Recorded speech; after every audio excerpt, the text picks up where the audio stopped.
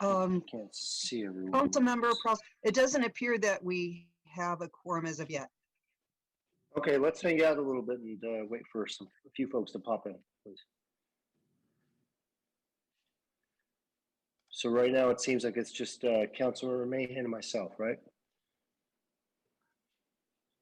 That's right. Okay. All right. I'll wait to hear from you as someone else pops in. Thank you.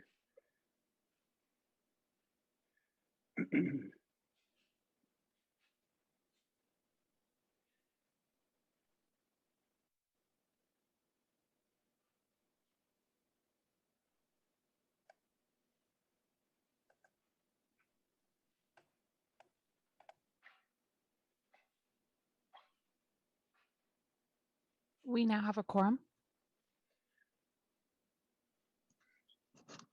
Okay, wonderful. So we'll go ahead and get started again. This is the Vice Chair, Councilmember Arenas, starting us off. And this is the Public Safety, Finance, and Strategic Support Committee. Our chair is running a little late, so I'm going to go ahead and start our meeting. If we can please have roll call, please. Arenas? Here. Mahan? Here. Jimenez? Present. Okay, very good. We're going to move. Wonderful. Thank you. We're going to move on to review of the work plan. I don't see anything there. So we'll move forward to the consent calendar, which has nothing. And so we'll move, actually, we should probably, let me pause for a moment. I think that it's been expressed to me by the chair that staff seeks to have some of these reports come in different order. So moving number 2 to number 1. And then having number 1 be number 2, and then we go to number 3. Is that the order? I know it's a little confusing, but Yes, Vice Chair Lee Wilcox, Assistant City Manager. We'd like to take the 2 finance items first, so finance staff can get back to a rather urgent item, and then we'll take the PD item last. okay. So we'll go item 2 and 3, and then we'll plug item 1 at the end, if that's okay. And we don't need a motion for that, right? No, you don't. That's at your discretion. All right, cool. So we'll go ahead and kick off item 2, which is the second quarter financial reports for fiscal year 2021-2022. And actually, before I do that, can someone remind me if we're doing public comment on anything not on the agenda? Did I miss that? Did I skip that?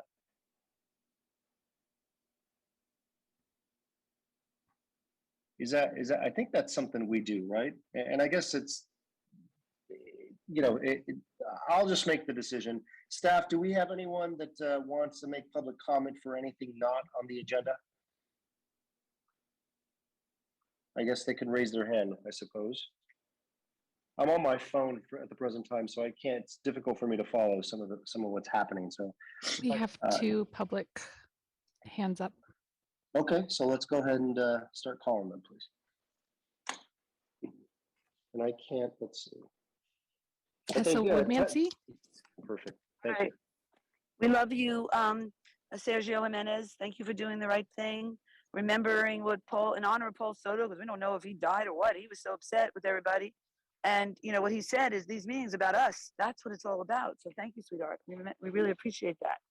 And I guess you can hear me. I got my 2 minutes. Yeah, you hear me? You're hearing me? Yeah, we can hear Okay, you. good, sweetheart. We love you. Good. Thank you, sweetheart. And so basically, you know, PISFIS, public safety, finance, and whatever that SS is, you know, just some, what is the SS? I forget. But anyway, it's a strategic. Anyway, so, you know, and we need to be very strategic going forward. And we need to really look at, you know, why is the finances in our safety committee? Because the way we spend our money is critical. You know, that's what, you know, it really boils down to. And so, you know, I've been saying that we need to buy 615 Stockton Avenue to grow food. It needs to be a victory garden. And when we're talking about safety, that's what we're talking about. And we're talking about finance because I have had trouble getting the money to buy it because I don't have control of the money. You guys do. And so what we have to start doing is thinking about resiliency and no more BS about it. Like, you know, Mayor Liccardo has a resiliency, but there's nothing about growing food. And we need not incremental change, like electric cars or incremental change. We need radical, revolutionary, systemic change. And that is going back to growing food locally and having a hyper-local environment where we're growing, all of us are growing food. That's why Marshall, who's running for mayor, based on the science, because he's listening to the climate scientists that his father is. And Cat Woodman C wrote the climate action plan for the city of San Jose. And so Marshall, and as he goes into being the mayor, hopefully he will be it. And don't forget, Greta Thunberg won Person of the Year at 16. Okay, and so the thing is that he's listening to the science. That's who's guiding him. And it's about what his platform is make San Jose a food garden again and to keep fossil fuels in the ground. We have to do the radical change, and we're not doing it, and it shows. And that's why we'll go extinct if we don't change. And extinction is on the plate for all. Blair Thank you, Beekman. Tessa. Thank you. Appreciate it. Hi, Blair Beekman here. Just a few quick procedural questions. One, I'm sorry, yesterday I was a bit strong. Boy, it takes practice to learn how to speak in public comment time. Thanks for your patience with myself. My second question is this public comment at this time, is this different than open forum time at the end of the meeting? Will we still be allowed open forum at the end of the meeting today? Thank you. That's my question, a procedural question, if it can be answered. Thank you. Yeah, is that all the speaker staff? We have one more speaker. Okay, and before we allow that other speaker, let me just say that I guess typically we allow this at the end. So given that I'm taking the helm of this committee for a very short time, and I don't do it very often, and so I suspect I probably did it backwards. So Blair, to your point, yes, open forum is at the front as opposed to the end today. Thank you. Call in user 1.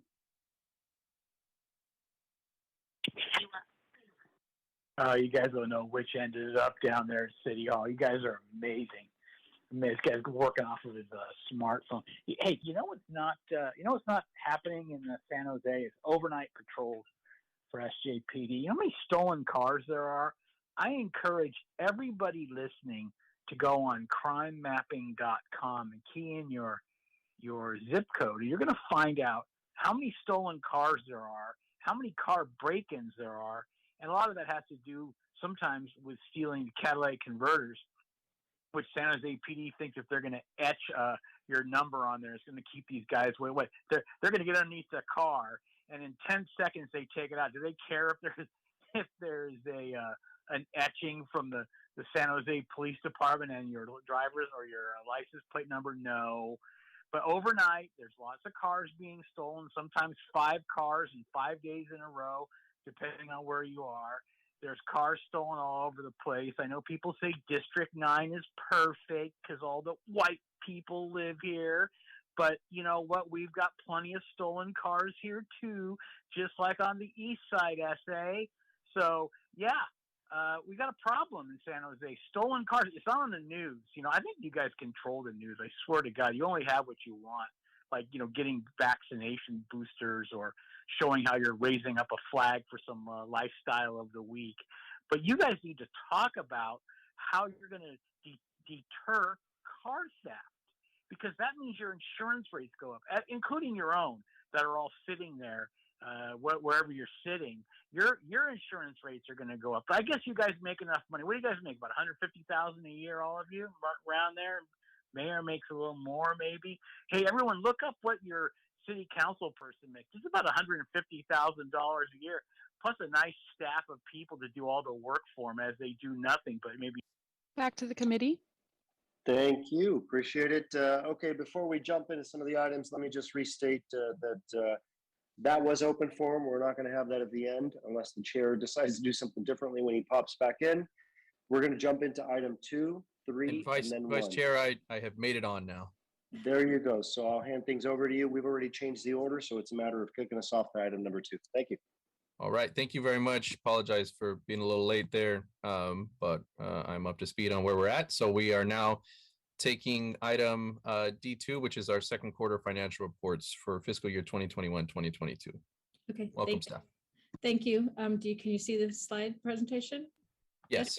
Okay, great. So there's a whole deck attached to the staff report. We're only doing the investment piece of it, the second quarter investment report as required under the investment policy. The rest of the report is there. If there are specific questions, I have staff. I'm here to help answer those if needed. So the investment objectives are, in terms of managing our investments, the policy objectives are safety, liquidity, and yield in that order.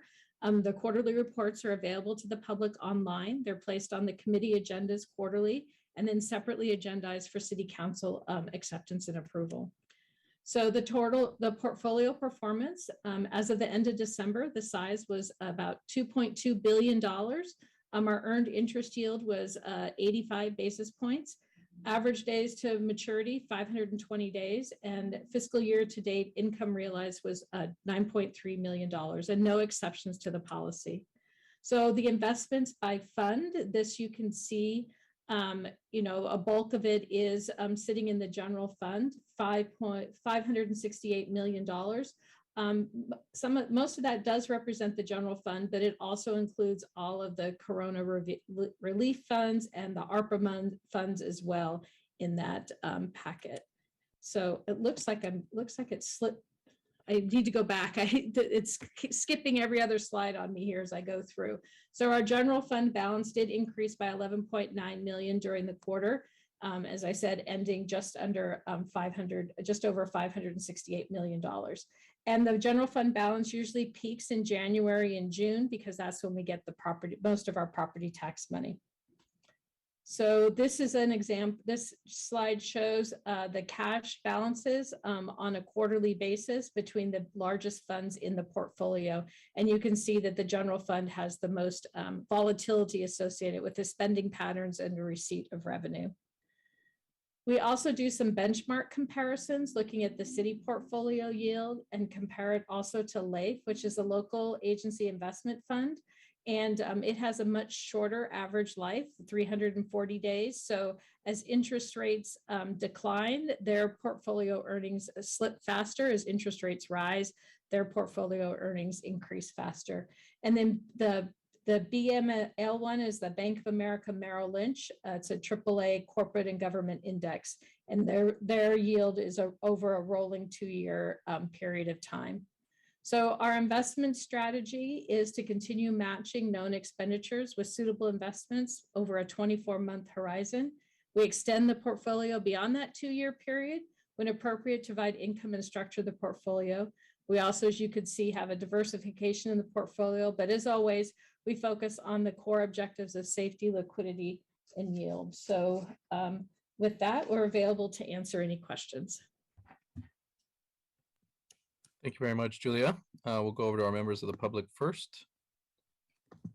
And you will have 2 minutes. And as a reminder, this is on our second quarter financial reports for fiscal year 2021-2022.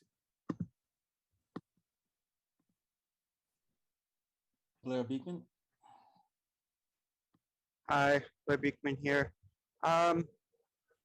With this report and with reports that you've been having the past few weeks, I've been reminded that there's an importance to how we begin planning for not just these reports, but for our reports into 2023 and 24.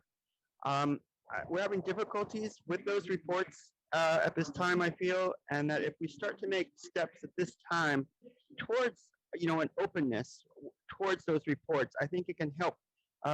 We're a bit unclear with each other how we're going to talk about 2023 and 24. I hope we can make the efforts with those reports.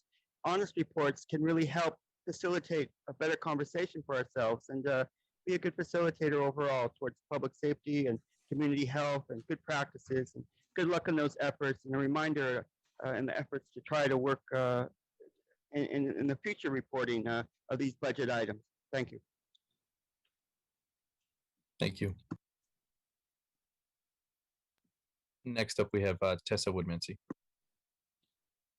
Thank you so much, Raul Perales. Thank you. Yes, we call it piss-fist, nobody knows what that means. And that it's sort of, talking another language, and that's what's bad. We need to talk the same language. And the one thing we need to always talk about is our climate crisis, because, are you there? Do you hear me? I do, Tessa, but you're Okay, gonna have to come back onto topic. Okay, of the I know. Okay, second good, quarter sweetheart. financial reports. I know the financial. And it's interesting that this is a financial committee, you know, public safety, financial and strategic support. I mean, strategic. The word strategic is very critical as we go forward. And I've been listening to a councilwoman in the, because I don't see my Tessa, my we're not timer. talking in general about the Okay, committee. We are okay. talking All right, about the good. second I know, quarter we're financial talking about, reports. right, okay, good. That's good. Thank you for helping me stay back, because the way I said it before you were in the room was that I want 615 Stockton Avenue to be bought as a garden. We need a victory garden. And even my neighbor, Chris Stanton, who's lived here for 40 years, he's saying, yes, we need a, and you know, he's on the other side of the spectrum politically, even a denialist of climate change. Tessa, And yet- I'll give you one okay. more warning. This is All right. off topic. Okay. Well, no, I'm saying about what we spend our money. The finance is what we're talking about, how we spend our money. And public safety is what I'm talking about, because we need food to be safe. We know that there is a food emergency. People are having trouble. You have spent all of COVID trying to deliver food. And, you know, I don't even see my timer. That's the problem. So anyway, that's the thing. I want it to be bought, 615 Stockton Avenue, as a victory garden. Okay, Back thank to you, the Tessa. committee. Thank you. And going back to the committee members. Don't see any hands up for questions, comments. If I can get a motion to approve the staff report. So moved. We have a motion Second. and we have a second. If we can get a roll call vote, please. Arenas?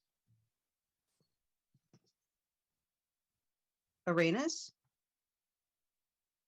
Mahan? Aye. Jimenez? Aye. Peralez? Yes. Thank you.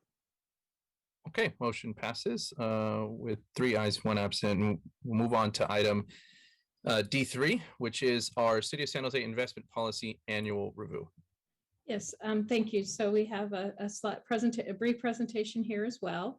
I do want to thank Damian Charlotte, who's our new Principal Investment Officer. He started with us at the end of September and did take a deep dive in looking at the investment policy. So it's always good to have fresh eyes. So we have some recommendations to the policy. In your packet is the memo and then a red line version of the investment policy that will go to council on the 15th of March. We're planning to put it on consent unless you feel that it should be not on the consent calendar after we go through the presentation here. So the first slide is, as the policy is required to be reviewed annually, and then we submit the changes to the committee, and then the full council will approve them. And as I mentioned, there's a red line version of it attached to the staff report. So the policy changes are kind of grouped in several categories. One, to update and improve or clarify language. So that's to clarify the authority to better align with the city charter, to also clarify language to improve disclosure requirements for financial institutions that we deal with, and then also to standardize and update the language for authorized investments. Next, to add some new elements for additional flexibility. So we do have a new investment category for joint power authority pools that will increase our short-term options for investing. Also a section allowing investments in negative rates, which sounds a little scary, but under certain market conditions, unfortunately, we would have to invest in that as opposed to leaving the money in cash overnight with the bank. So those changes conform with the changes that were also made in state law. And also finally to improve and refine the policy considerations. So we expanded the language for social responsibility, so it includes all the protected categories as in the City Administrative Policy Manual, Policy 1.1.1. So we just referenced that, so it includes everything. And then to make permanent the temporary modification on the weighted average maturity to 2.5 years. The council originally approved it as temporary in September of 2020 through July of 2021, and then later extended it through July of 2022. And the policy, we're just recommending that it be extended on a permanent basis. So as I mentioned, the recommendation is for you to approve the policy as we've amended it and then refer it to the full council at the 15th meeting. As I mentioned, we're planning to put it on consent unless you feel that the full council should have a presentation. So with that, we're available to answer any questions. Thank you very much. We'll go over to members of the public first. And as a reminder, this is on the City of San Jose Investment Policy Annual Review. And I will be keeping public commenters in line with the subject if you do go astray. And first up, we have Tessa Woodmansey.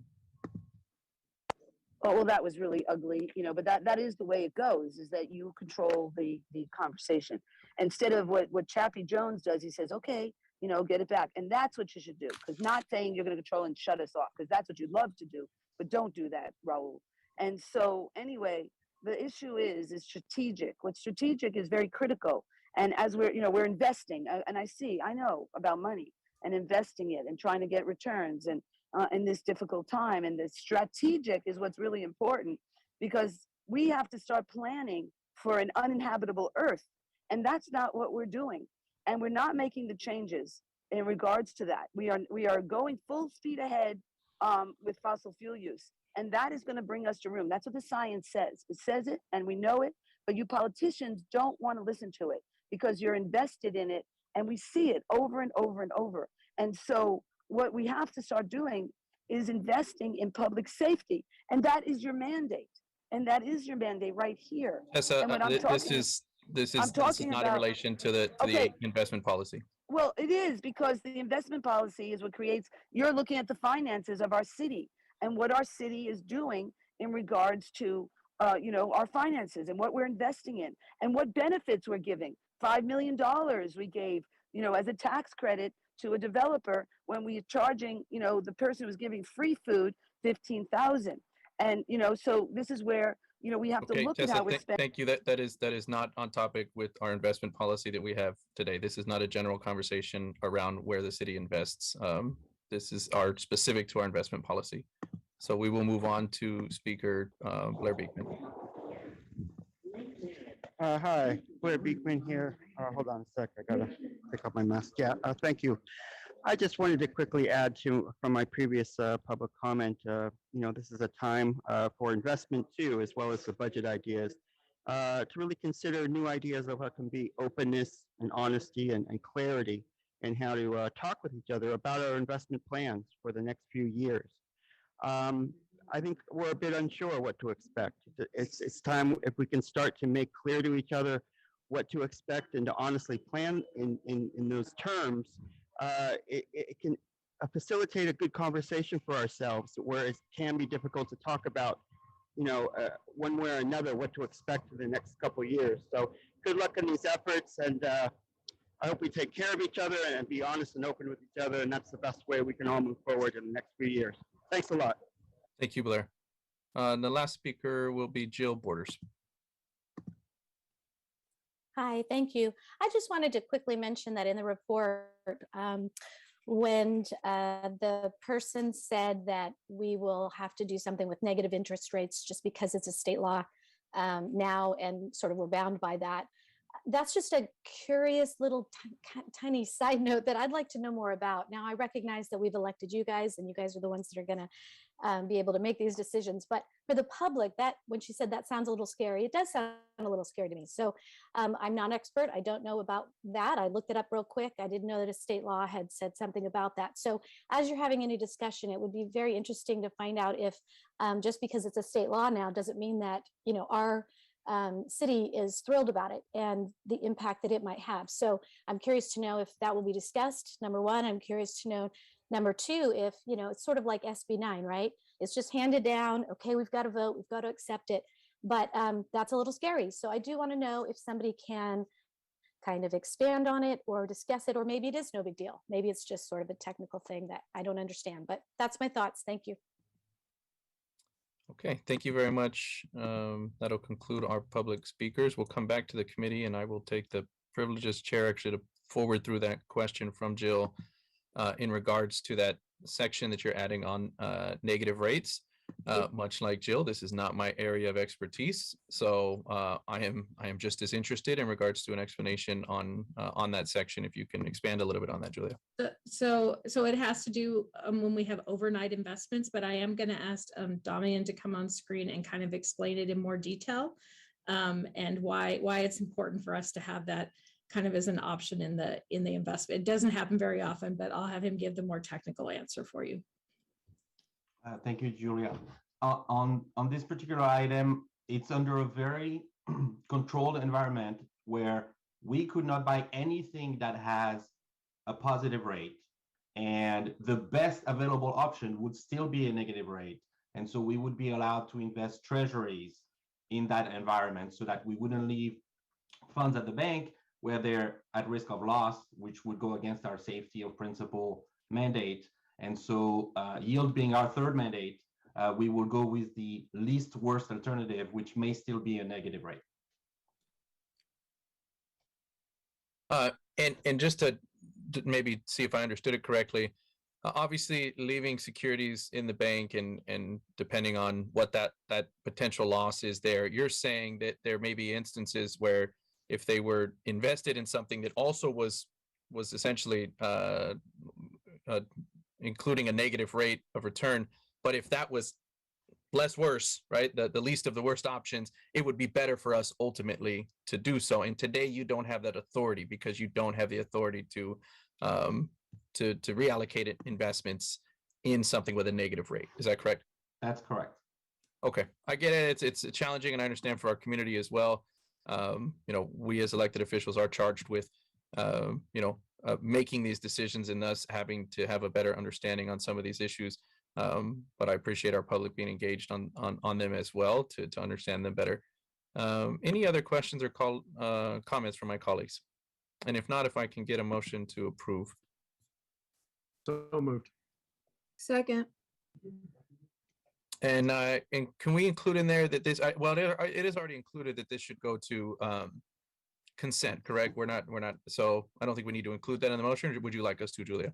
No, I just wanted to make sure that if you had a problem with it going to consent, that we would put it on the regular agenda. But I don't. If anybody or the maker of the motion or anybody on the committee does, please. I think consent. Sorry, Chair. I think consent makes sense if it does to you. Yep. Okay. I think we're good. We have a motion and a second. Let's do a roll call vote, please. Arenas, yes. Mahan, Aye. Jimenez, Aye. Peralez. Yes. Thank you. And Jones is here too, and I vote aye. Oh, hey, I Apologies, apologize. We didn't Jones notice you as pop well. in. Thank you. I was kind of stealth. Welcome. Thank you. All right, that passes unanimously. That'll take us to our final item, which is item D1, which is the Police Department Operations and Performance Bi-Monthly Status Report. And I'll turn it over to Lieutenant Donahue. Good afternoon. Thank you. All right, let's see if you can see my window when I share this. Can you see that okay? It's a little small. I don't know if it's small for everybody else. That's just my screen. All right, let me see if I can make it bigger. Let me stop sharing and see what we can do here. It was like a narrow band. Oh, well, we don't want that. I bet you it's going to move my script when I do that. So let's try this again.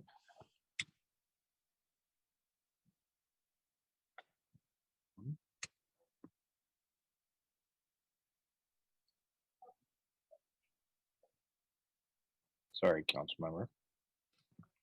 No worries. There you are. How's that look? Is that better? That is better. Okay, then give me a second to pull my script on another screen here so I know what to say. All right.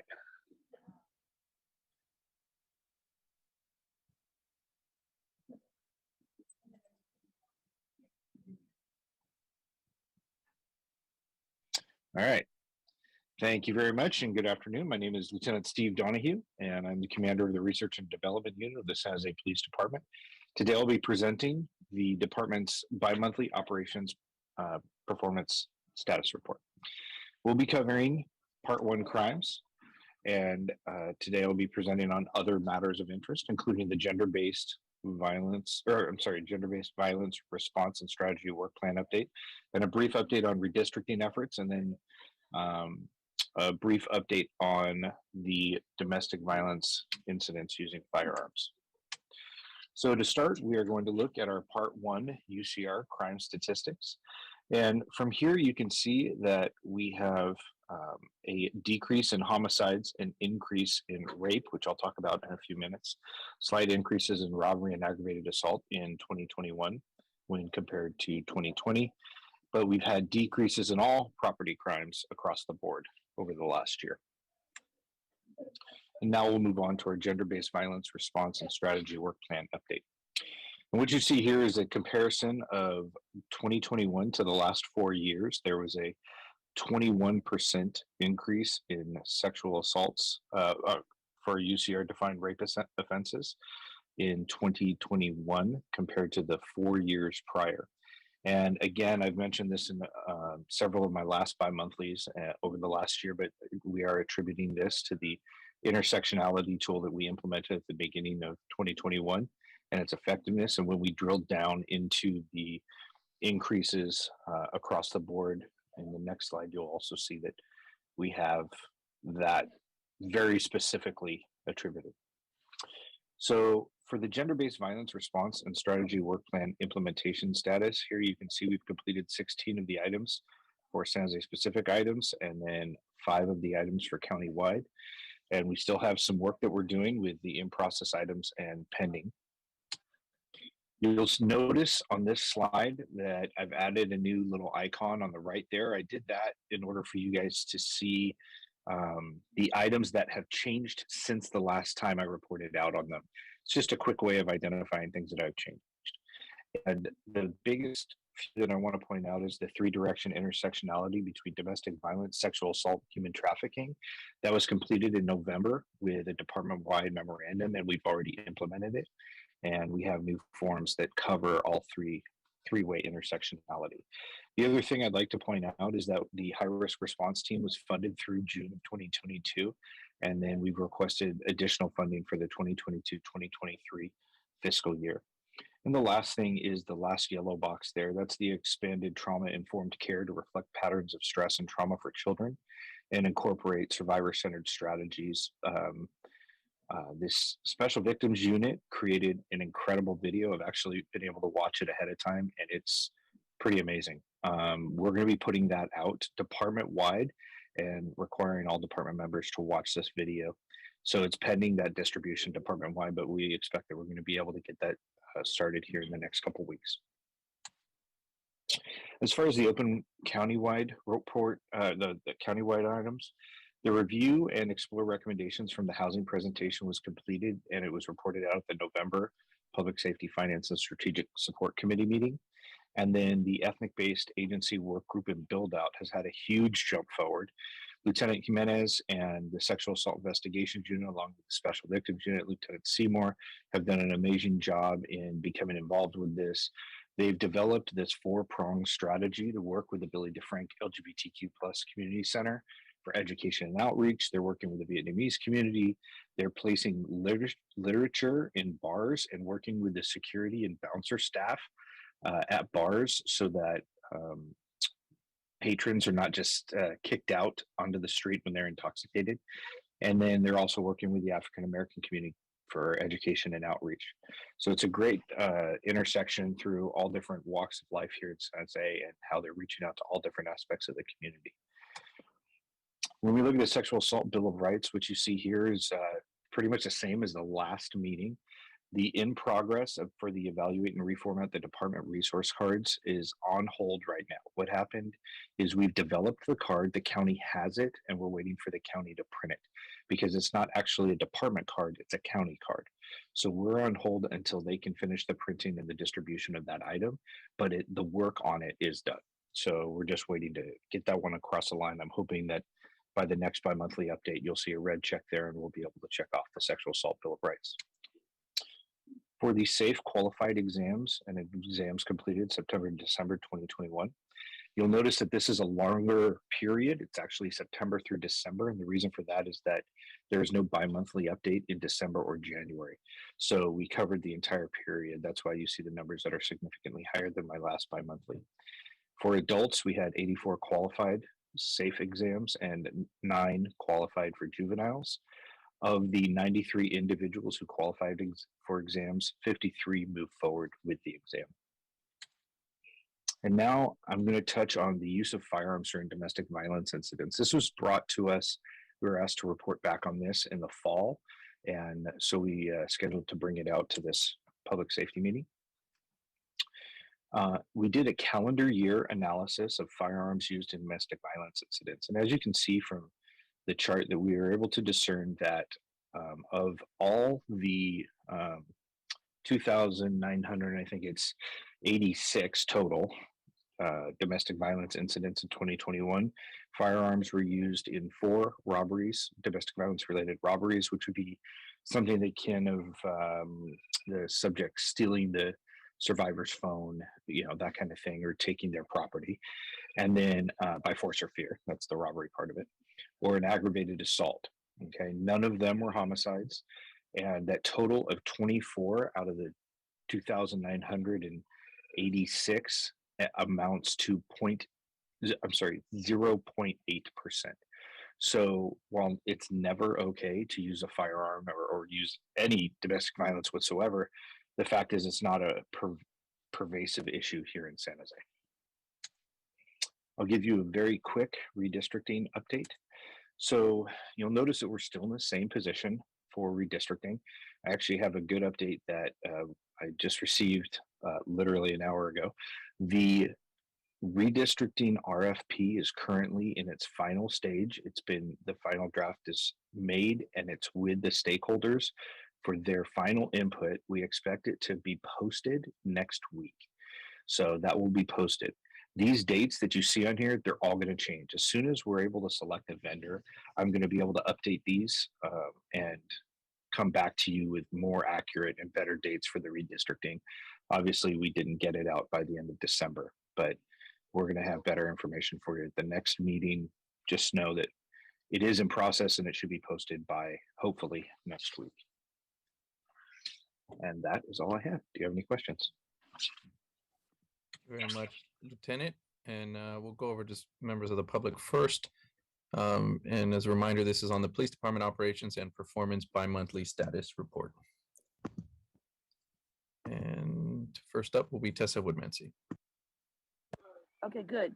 And remember, this is a committee of public safety, finance, and strategic strategies. I think that is it. Strategic is very critical. Strategy is all about what we're doing, how we're going forward in our future. And so this is a very critical PISFIS. We even give it an acronym, but it's a very important committee that is dealing with our finance, our public safety, and strategy. So when you say, oh, it's got to be just on police, I understand, on police. And one thing that really bothered me about reimagining police is the problems with our democracy, because when our city clerk, puts it in the agenda, she always put the reimagining police in a separate section, not in the main section. So I never found it. I never found that committee at all. And so this is the corruption that's going on. And the other corruption is that our public comment is not being recorded in the minutes. And maybe it is, but that Paul Soto told me it's not. And I trust him. He only talks the truth. And so, that's the problem. And so, with the police, getting back to the topic, and I will, we have a lot of problems with police. One thing I didn't like that I heard about with the police is that they get overtime to do the medical care, the mental health care. It's overtime budget. My husband said, oh, that's because it's very dangerous. I don't know. But, I didn't like them getting overtime. That is what we've been talking about, reimagining police, was all about the mental health part. And so we need to not be paying, we shouldn't be paying overtime. We need to be, so that's, I'm perfect on target, is about finance and police. It needs to be a criteria. This is reimagining police, which is caring. We need a caring world. And that is what, we need to do in terms of, polluting it, because we don't care about each other and we are destroying each other's health. And that's public safety, is stopping polluting. We have to do that. It's destroying our health. And, so that's another reason. Thank you. Next up will be call-in user 1.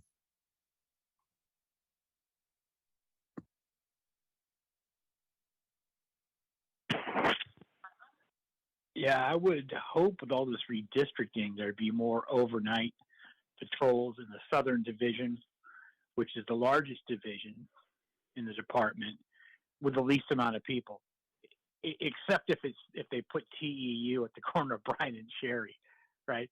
There's plenty of time for that, but there's never seems to be enough money for coverage for overnight when the cars get stolen, the license plates get stolen. My car and my license plate had a car and a license plate get stolen. I've been a victim of that. But you look, I want everyone to go on crime mapping, including you, Donahue, and take a look at how many cars are stolen in this town. It is catastrophic how many there are. And they're stealing they're stealing everything. It doesn't matter. Cars are worth a lot of money right now. So you guys need to get on that. Get out of the pot business, get out of the casino business, right? Get out of these businesses that you guys have, PAL and all that. You know, you guys focus on a lot of things that are not important. Right? You don't focus on real crime. I mean, unless you guys think of possession of marijuana or jaywalking is a real crime or 10 miles over the speed limit. But you guys need to focus on real crime. You guys got to get your act together because, you know, chickens are coming home to roost. It's happening everywhere. But instead, you guys want to reopen marijuana stores that you shut down, by the way. Right now, you're going to reopen them. Maybe there's going to be a pop-up marijuana store in Pam's neighborhood. That's what I want to see. I want to see a pop-up pot shop, you know, certified by you guys, paid, you know, all the taxes paid, and you guys will shut them down again like you always have, right? There's a lot of them. Remember that? I want you guys to talk about that in the meeting. How you shut them all down. You're going to reopen them. Well, let the oligarchs, the 3 people there in the industrial zone that have connections with City Hall, get to have it. Now they're going to have competition. That's not going to last long. You guys are. Okay, thank you. Next up will be Blair Beekman.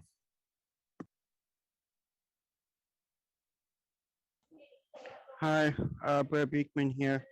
I've been traveling along BART today, so sorry if you could hear that today. I thank you very much for the reports.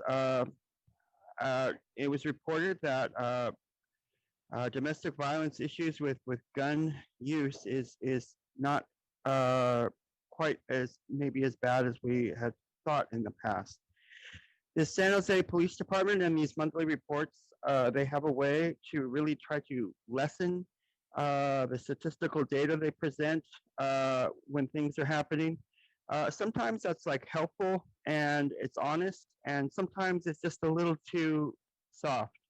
And I always hope that when this happens that our council persons can know how to draw out and better ask about these items and to continue to ask about these items at public comment time. I know it was reported at the VTA that aggravated assaults and assaults are down over the past year. That's a very hopeful sign, and assaults on bus drivers are also down. So the threat of felony arrests is up around VTA transit stations and issues. So they're using that sort of strategy. It's a good short-term strategy. I don't know how do we address that for the long term. You know, these are the day-to-day, year-to-year police issues in this era of COVID. I hope that you can talk about here today, and obviously the relevance of working on the gun issues that we're trying to address, domestic violence and counseling issues. I hope that can be talked about today. Thank you overall for this item, and a good organization with openness and accountability can always help. And I know you guys are thinking about those things that can really be of help. Good luck and continue. All right, our last speaker will be Brian Darby. Thank you, sir. Appreciate it. Can you hear me okay? Yes, we can. Okay, thank you. Really quick, I know you know this, and I know the police know this, and I do appreciate the report and the effort that police officers make. But every statistic has a person behind it. And as one other individual talked about the stolen cars, that devastates people. I hear about all the time people, you know, on Nextdoor. I know Nextdoor is not a way to get accurate data, but the anecdotal data does speak to people losing tools. You know, it doesn't seem like a big deal unless you're the person that has to repair it. And if your catalytic converter is stolen, if somebody smashes your window, I know on several occasions I've tried to call 911 and nobody answered the phone. And it was for things that I was told I could call 911 about, people wandering in the middle of the street with their pants down, screaming, almost getting hit. And as we know that there's been a substantial increase in people dying on the streets of San Jose, and that should be a top priority. It doesn't seem to be at times. There's a lot of discussion about it, but it can't be, the police can't be everywhere. And people, us, the citizens, and police are citizens too. I think we sometimes forget it. And your ladies and gentlemen are citizens too. So we're actually all in the same boat. I don't have really any answers. It's just that people do not feel heard on these subjects. They absolutely do not at all feel heard at all. And I think that is something that would help if we could address that, people do understand that the statistics represent live human beings whose lives have been disrupted due to some kind of crime. Thank you. Okay, thank you. And now we'll come back to members of the committee. First up will be Councilmember Arenas. Thank you. Thank you so much for the report. I really appreciate it, and was really pleased to see the progress on the gender-based violence work plan, prevention work plan. There's a lot of really good progress being made there. And I believe you said that the expanded trauma-informed care training to reflect patterns of stress and trauma for children. There's a video, is that the video that you said that you got a chance to watch? Oh, awesome. When would that be available for the rest of us as parents? Thank you, council member. I knew that question was coming soon. As soon as it's done, I got to see a preliminary version to make sure it was in line with what you were looking for. I'll tell you that they're put the finishing touches on it, which is why we haven't been able to put it out to the troops yet. I'm sure that we'll get you a final copy right before we put it out, so you can take a look at that. But from what I saw, yeah, you're gonna love it. You're gonna love it. Well, oh my gosh, I'm really excited. That's wonderful to hear. And you know, I'm joking about the benefit for parents, but really, I think it is a multi-use tool, not only for survivors, but for our children who are going through a very traumatic time that none of us have ever lived through, and we don't know how development is going to be impacted. So I'm really interested in that, because I think it'll be creating some awareness for parents alike, whether their children are survivors or not. And so I really look forward to that. Thank you so much for that work. I'm really, really grateful. I know you hear me during PISPIS, during these committee meetings. You honor the feedback that you hear from our stakeholders as well. And I really am, I'm really grateful for the work that you're doing. And I was really impressed with the 0 incidents of rape offenses, the ones that you were reporting with domestic rape and spousal rape. And I was wondering, how about the intimate partner violence category? Because I don't think that falls under the domestic related crime offense of the UCR defined rape, correct? I'm not quite sure I understand your question, ma'am. So isn't intimate partner violence different from the UCR defined spousal rape? Are those two different things, or insofar as like a domestic violence?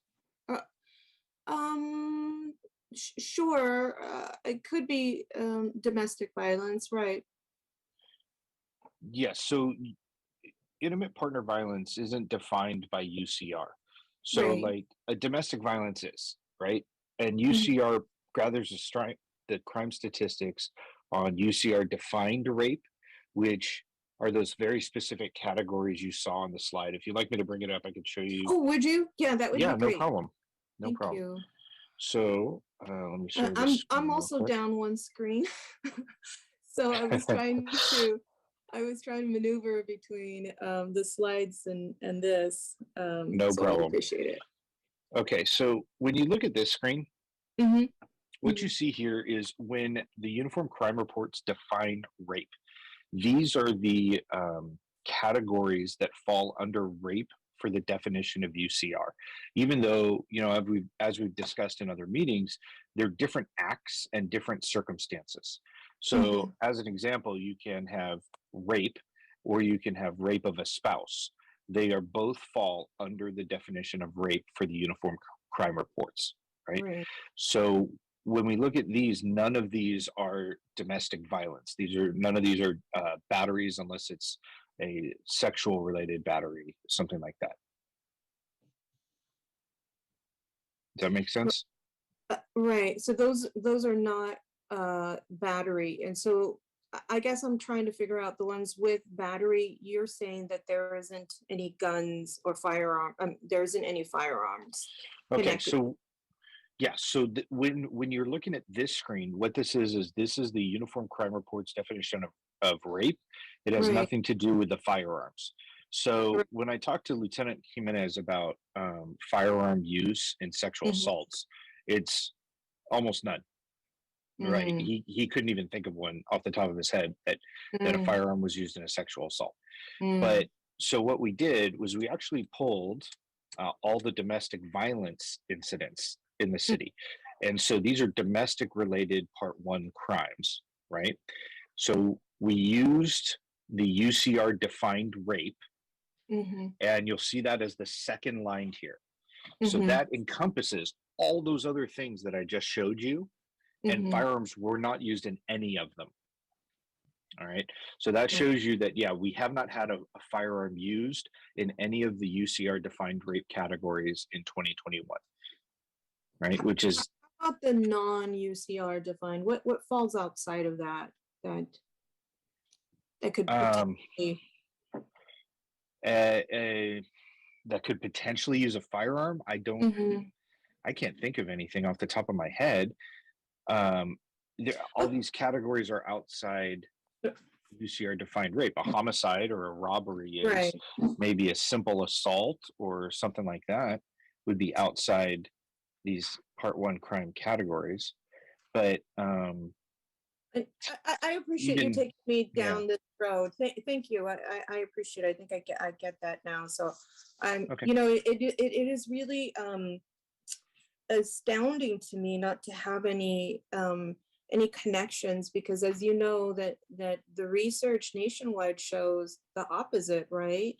And so it makes me wonder where could they be? Where are they hiding? Are they hiding somewhere? There has to be somewhere. And so I'll put that in your ball court for you to kind of mulch and think about.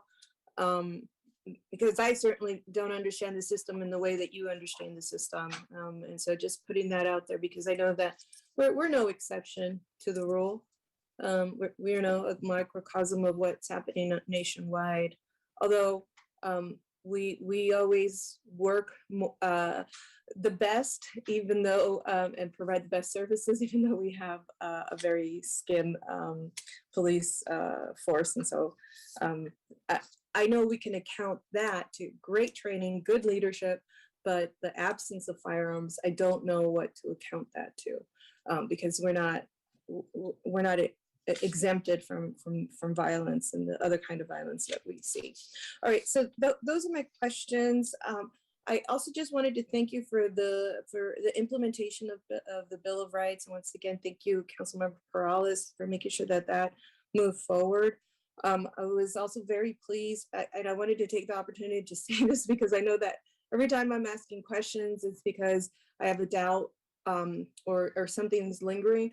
But I also want to take an opportunity to thank you and to recognize the progress and the really good work that's been happening. And so when I saw that there's the trauma-informed training is almost complete, there's only 15% left. I thought that was absolutely fabulous, and that you're doing this number of vigilant parent trainings throughout our city is just absolutely fabulous. I'd like to request some for my district because I know that that this, you know, our kids are just spending much more time as we are. I think we're in a competition. I think parents are spending more time on devices than children at this point. And then so lastly, I just wanted to say, because there was a comment earlier about catalytic converters and those crimes that impact our community. And I had somebody, Mr. Nguyen, who passed away in the transmission of that crime. And which was very, you know, he left a family behind, and it was just a senseless, every crime to me is senseless, but that absolutely just really impacted our community. And so Captain Trader has been working to have this catalytic etch and protect program in honor of Mr. Nguyen. And I know Chief Mata, you're involved, Lieutenant Donahue as well, and the folks who've been part of this in a way to honor Mr. Nguyen, and to make this a crime that's less appealing for criminals is really great work to me, in honoring our community this way. I've got to tell you, we had our catalytic converter also stolen. I think I've shared that with you. We did the same thing in that we went outside and we're like, hey, what's going on? But of course, the people were ready and had already left. For him, he went outside. Unfortunately, he caught them when in a moment where he was still able to engage with them, and that didn't turn out favorable for him. And so this is something that I'm really looking forward to, making sure that there's less of this kind of crime, not only in my district, but throughout the city of San Jose. So thank you so much for all the really great work, great progress, and thank you for answering my questions. And I'm going to make a motion to approve. Okay, we have a motion. Thank you. We have a second. Lieutenant Donahue, I see your hand up. That was from before. Okay. No, actually, yeah, it is something new. Sorry. Before you close off this part of the meeting, I just wanted to mention something and bring something to your attention. I want to introduce to you that we're going to be moving from our Uniform Crime Report reporting to a new method for the National Incident-Based Reporting System, which is called NIBRS. That's going to be expected around July 1st. And I'm telling you now, just because I want to get you used to it and get the idea that our stats are going to change. NIBRS captures details on every single crime incident, and as well as the separate incidents within the same incident. So it'll include information on victims, known offenders, relationships between victims and offenders, that kind of thing. And so we switched to them, like I said, around July 1st. And when that happens, the statistical reports that you see for our UCR are going to dramatically change. And I just want you to start hearing that now. I'll give you more information as we get closer to the date and what that's going to look like for us. Thank you for that update. Appreciate that. Sure. Go ahead, Councilmember Arenas. Chair, actually, that creates a question for me, because I know that I've been wondering about the residents of the perpetrators and survivors of sexual assault, especially with children under the age of 12, because I suspect that they're living in the same home. We know that typically it's somebody that they already know, but I think this is an item that we couldn't really capture. And I want to make sure that our survivors have the right type of resource. And if it's housing that prevents them from seeing that perpetrator, being within that environment of that perpetrator, then we need to make sure that we have the resources and refer them into the right systems to get them housing options, as well as intimate partner violence for adults. But is that something that we'll be able to capture or to see, not to capture, but to actually see? Short answer is I'm not sure yet. I don't know. I will look into it and I'll get back to you. I don't know if that's going to be a piece of data captured. And when we switch to NIBRS, we're not implementing any new data capture systems for us as an agency. We're joining the federal required capture. So basically, I'll find out if they require that info, and then we'll know whether or not we can report out on that. Got it. I appreciate it. I know that you all capture where the crime happens, and usually it is a high number of crimes happening in a residence, but we don't know if it's the shared residence, and that's, I think, pivotal. Thank you. Okay, thank you. Just one comment from me in regards to the redistricting. Happy to hear that progress looks like it'll be made maybe next week, but the RFP, I know we'll be a couple months late, a couple months behind. And Lieutenant, thank you for saying we'll update that timeline. I think it's just nice to be making some progress and moving ahead, and I look forward to that opportunity. And that's it for me, and I don't see any other hands raised from my colleagues. So we will now take a roll call vote, please. Arenas, Yes. Jones, Aye. Mahan, Aye. Mahan, Jimenez. Aye. Thank you. Peralez. So are we able to get mine? I apologize. Yes, I was. Thank you. Okay, thank you so much. Jimenez, Aye. Peralez. Yes. Thank you. Okay, thank you. And as we took open forum at the beginning of today's agenda, that'll conclude our meeting for today. Thank you very much. Meeting's adjourned.